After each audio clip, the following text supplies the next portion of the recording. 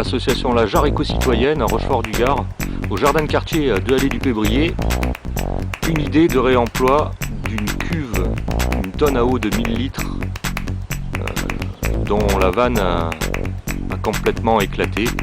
Plutôt que de jeter le tout, on va faire un genre de carré délimité par des ballots de paille, et l'intérieur de la cuve, l'intérieur en plastique, va être découpé de façon à servir de cloche, un peu comme une cloche modulo, les cloches à forcer de chez Pouce Vert, mais là façon géant.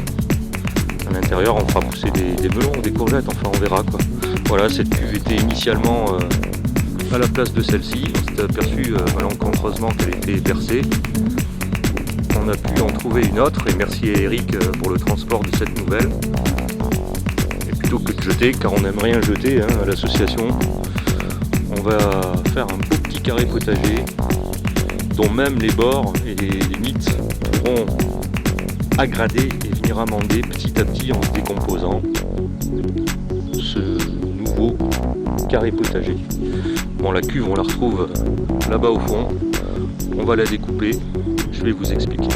On a retourné la cuve et bon, c'est la vanne ici qui est complètement craquelée, complètement percée, aucun moyen de réparation, donc on va réemployer cette cuve là pour en faire une cloche, comme une cloche de forçage. On a enlevé les 20 premiers centimètres que l'on va disquer.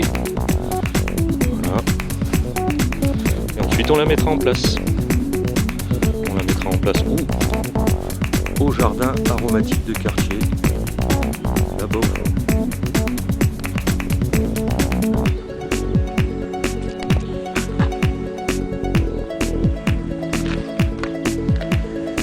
Petite astuce, il vous faut un bleu de travail quand même, de quoi vous protéger. Vous allez vous en mettre un peu de partout.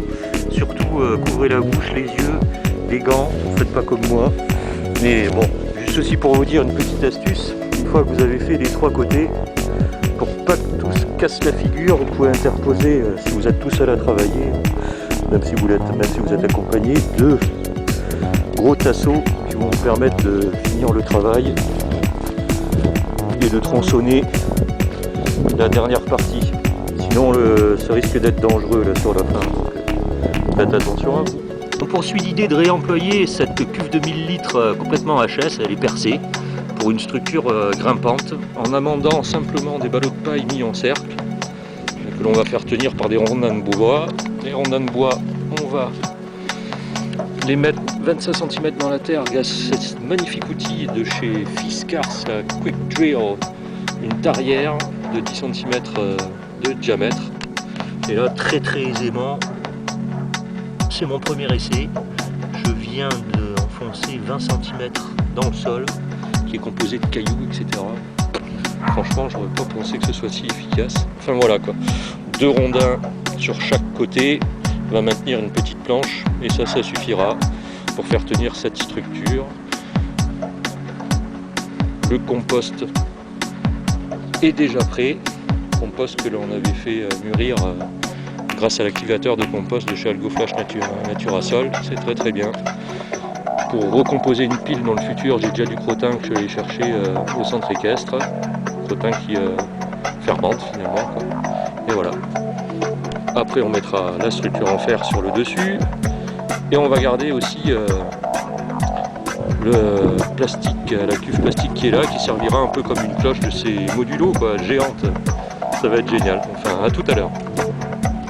Voilà, le travail est terminé. On a même fait des semis de cornichons, de butternut, de courge butternut, de melon et de deux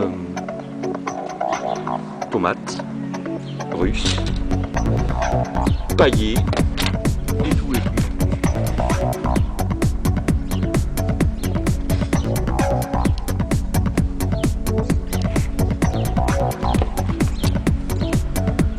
Vert n'a qu'à bien se tenir. Voilà. 1 mètre 20 par 1 mètre.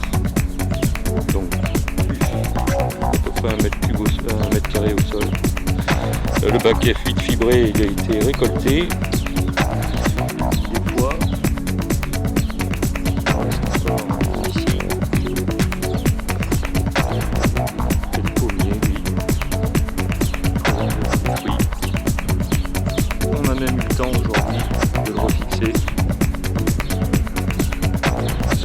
hauteur était vraiment avec les grands gants et les pluies.